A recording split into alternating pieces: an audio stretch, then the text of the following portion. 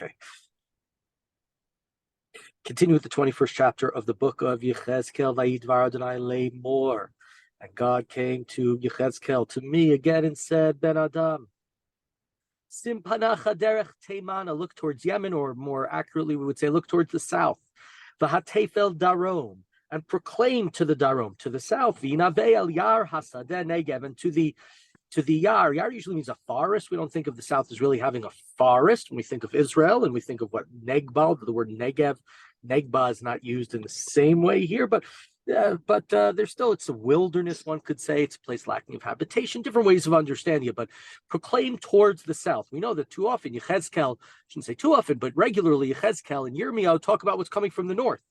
The Babylonians, Bavel, were from the north. They came from Syria, Iraq, which is, yes, it's east, but it's more north than east. Va'amar taliyar, and say to the brushland, to the wilderness, to the desert, to the forest, Hi Negev, Shma dvar Adonai kol amar Adonai Elohim, hinini matzit bacha, eish v'achla b'cha kol eitzlach v'kol eitz yavesh lo tichbeh, lahevet shal hevet v'nitzrufu v'kol panim mi Negev tzafona.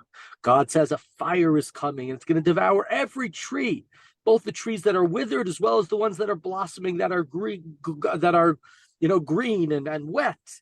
It's a leaping flame. It won't go out. And every face from the south to north will be scorched by it. V'ru kol basar, ki ani Adonai bi'artiha lo tichbeh. And everyone will see that I was the one who kindled it, God says. I will not let it go out. V'omar, and I said, Aha, Adonai Elohim. Ay, right? Yechezkel groans, ay, aha. It would be like saying, ay, today. Hey, Momrimli, hello, mimashel, mishalimhu. What happens is the people, they don't listen to me. All you're telling me are these parables, all these riddles, right? They call me, the English that I have here, the riddle monger. He's right. He talks about, he lies on his side and he makes a diagram, a diorama of Jerusalem, and he talks about, right, all the different, the bricks and the this and the that, and everybody, they don't listen to me. What am I supposed to do? Pasuk Vav, verse 6, Vayidvar Adonai Lemor Ben Adam, Simpanech El Yerushalayim. So now God says, again, face towards Jerusalem, not towards the south. Va'atef El Mikdashim, V'hinavei El Admat Yisrael. He says, turn towards Jerusalem, towards her holy places, towards the land of Israel. V'amarta Admat Yisrael, Kol Mar Adonai Hini Elayich V'otziti Charbi Mita'ara V'hichrati Mimech Sadik V'rasha. God says, I'm going to deal with you, land of Israel. I am going to take out my sword, and I will wipe out from you both the richest probably as well, but the righteous and the wicked. And here we've talked about many times the sword, and the sword will be used numerous times in this chapter. It's not the first chapter which the sword is prevalent, and we have that cherev, where we're told back in Parshat Bechukotai and Sefer Vayikra that during the blessings, v'cherev lo ta'avor ba'artzachem, the sword will not go through your land, as opposed to if Bnei Yisrael doesn't listen to God, the cherev, the sword, which of course causes, in a sense, the churban, the destruction that Yechezkel has told over and over about. Continue in verse 9. Pasuk Tet Yana Asher Ichrati Mimech Tzadik V'Rasha Lachein Teitzei Charbi Mitara El Kol Basar Minegev Tzafon. Why is that sword going to come out? It's going to wipe out the righteous and the wicked. The sword will be unsheathed against everyone from the south to the north. V'yadu Kol Basar Ki Ana Adonai Hotzeiti Charbi Mitara Lo Tashuvo. And everyone will know that I am God, because I've drawn out my sword and it will not be sheathed again. Ve'ata Ben Adam, we're in Pasuk Yud Aleph. Hey anach b'shivron. Again, sigh, b'shivron matnayim u'mirut te anach le'eneihem. With your limbs tottering and grief in your eyes. Vayaki omru elecha al ma tananach. The people say, Yechezkel, what's wrong? Why are you groaning? Why are you moaning? Why are you so sad? Why are you so upset? V'amarta el shmua ki va'a v'names kolev. V'rafu chol yadayim, v'chiata chol ruach, v'chol birkayim telach namayim, hine ba'a v'niata ne'um Adonai Elohim. What are you going to tell them? because everything that I've told is going to happen. Every heart will sink and your hands will, right? Everybody's just going to fall flat. Your spirits are going to grow. Your knees will buckle. Everything, the horrors are coming. And that's why I'm moaning. That's why I'm groaning. That's why I'm so sad. That's why I'm so depressed. Third thing now God says to him in verse 13, Ben Adam cherev huchada v'gam meruta. The sword has been whetted and polished. It's getting ready. It's sharp. It's chida, it's chad, it's meruta. It's getting ready to strike. Leman tvoach tevach. In order to, right, to butcher, huchada. That's why it is sharpened. Leman hayela barak morata, onasis shevet b'ni moeset kol eitz. It's polished, it's ready. How can we rejoice when we know that it's going to destroy every stick, every tree, every rod, everything that we try to use to defend ourselves? Ve'iteno tolamarta, lemarta, litfos, bekaf hi huchada cherev v'hi morata latetota biad horei. It's been given over to the hand of the enemy. The sword is prepared, it's sharp, it's whetted, it's polished. And that's who has it, our enemy. Za'ak ve'helel ben adam, cry out, scream, man. Ki hi haita va'ami, for this is what will befall my nation. Bechol nisi'ei Yisrael megurei el cherev hayu et ami lachein sfok el yarech. Right, this is what's going to happen. The sword is coming out in front of my people. It's going to cast down all of the leaders, all of this siyim, and therefore strike the thigh in grief. Ki vochan uma im gam shevet moeset lo yenu Adonai Elohim. And then think, how could such a thing happen? God wants to know. The people that I loved, right? Maybe the people think about it. This reversal, this turn for the people that I provided, that I saved, so many miracles was done for them. And look what's happening to them now. V'ata ben Adam, we're in verse 19, pasuk yutet. Hinavei v'hach kaf el kaf. Now go and strike hand against hand. And when I think of the idea of striking hand against hand, we would oftentimes call it clapping. We have in different places in the Tanakh, mechiat kapayim, the clapping of hands. That's not what's going on here. This is not clapping. This is striking a hand against a hand. This is hitting. This is the sadness of the disappointment, the horrors.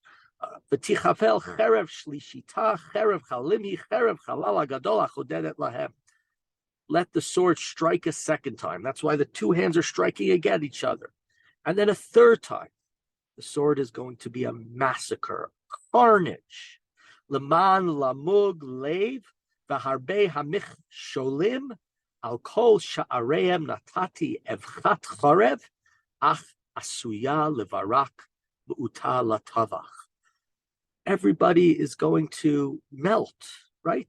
Namogu kol Canaan, right? We go back to all the way that back in Az Yashir, the melting of the hearts of the people in Canaan when they hear about the miracles that God has done to the Jewish people. All the courage of the Jewish people are going to melt. It's going to fall. The slaughter is coming. Hit achadi, heimini, hasimi, hasmili, ana panayich mu'adot. So, echad, right, that first word, be united. Go to the right. Go to the left. Right? Are you bound to stay in a specific place? V'gamani akech chapi el kapi. I too, God says, just like I told you to do Yechezkel symbolically, I'm going to strike one hand against the next. My fury will be upon you, right? You can go to the right, you can go to the left, you can stay wherever you are. God's strike is going to get you anywhere. We're now verse 24. Here again,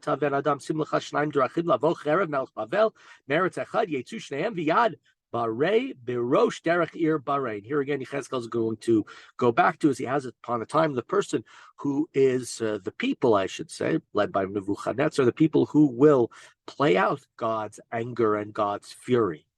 So he says, man, choose two roads on which the sword of the king of Babylon will advance. Both are coming from the same country, and select a spot. Select where the road branches off the cities. Derech tasim lavo cherev et Rabat b'nei Ammon. Choose a way for the sword to come from Rabat. Still know there's still cities in the Middle East, Rabat, from the territory of Ammon. Vet Yehuda v'Yerushalayim b'tzura, or on fortified Jerusalem and Yehuda. Which way the destruction is going to happen? Just which way is it going to come? How are they going to attack Yerushalayim? That's the only question that is still up. That is unknown. Ki aman melech Bavel el aim haderech. Because when the king of Babylon stood in the fork of the road, Barosh Shnei Adrachim, Liksom Kasem Kilkal Bachitzim, Sha'al Batrafim Ra'ah Bakaved. When he goes, and he writes, he's not sure which way to go. And he asks his God, and he shakes arrows, and he consults oracles. And he looks at the kaved. I don't know exactly what that means. It's somehow from the liver. Is it a liver of an animal? I don't know. I have to admit, never done that. Don't eat chopped liver. Bimino haya hakesem Yerushalayim. Lasum karim liftoach peh beretzach larim kol betrua.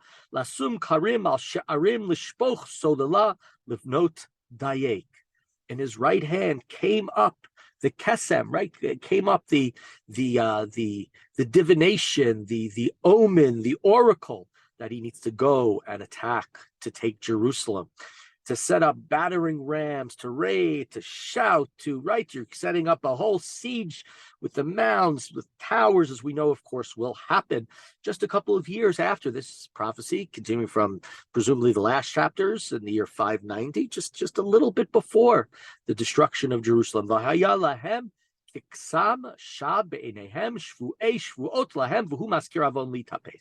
In their eyes, the oaths that they had sworn were like empty divination, but this shall serve to recall their guilt, for which they shall be taken to task.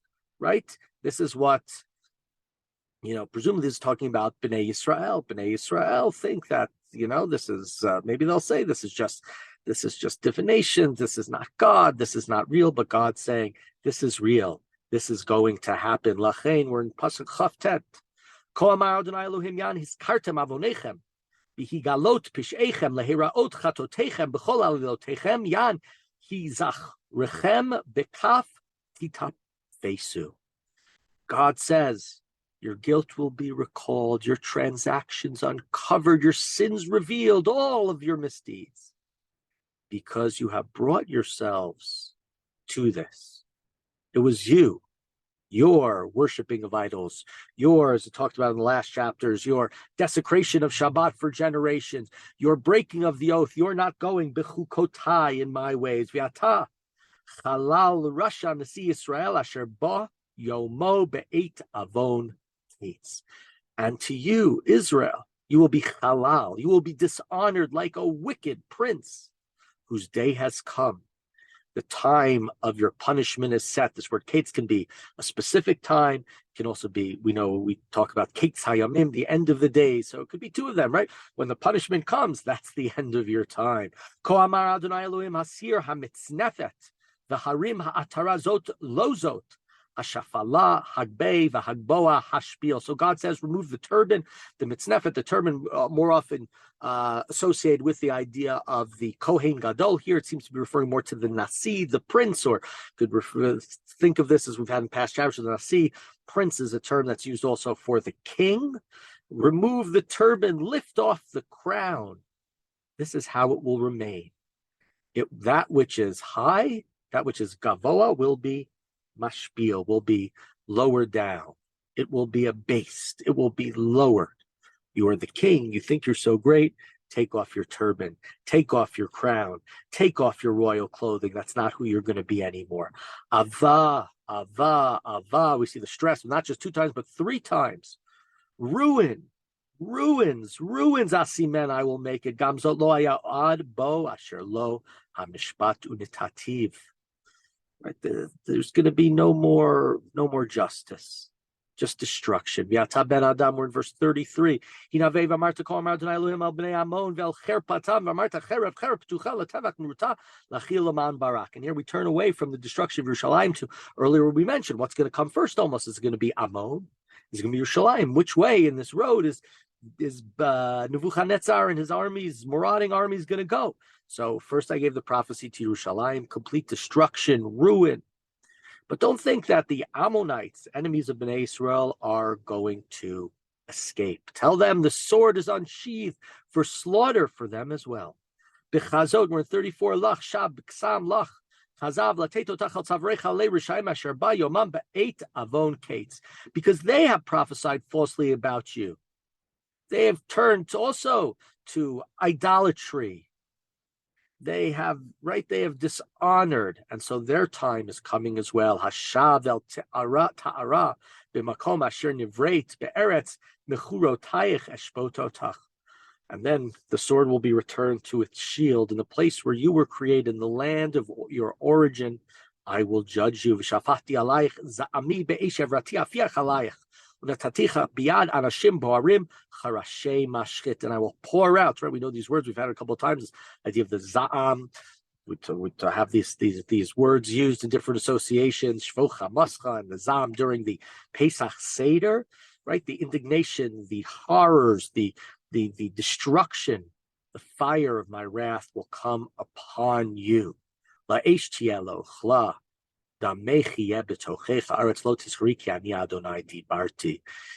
You're right.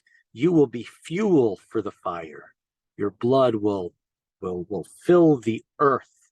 The world will not remember you. This is what God says. So we see destruction here is going to come. We know first and foremost it's for the Jewish people, but it's going to go on beyond just the Jewish people. It's going to take out the Ammonites as well, because the scourge, the destruction that the Babylonian Empire is making is going to be a complete destruction over so many people. And of course, we know about it. We've read about it in the book of Yirmiyahu. We've read about it in the book in less graphic detail in the book of Melachim.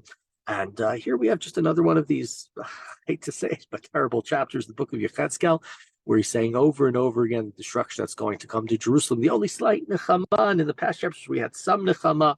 God will return, and you'll know God not just from the destruction, but from the return.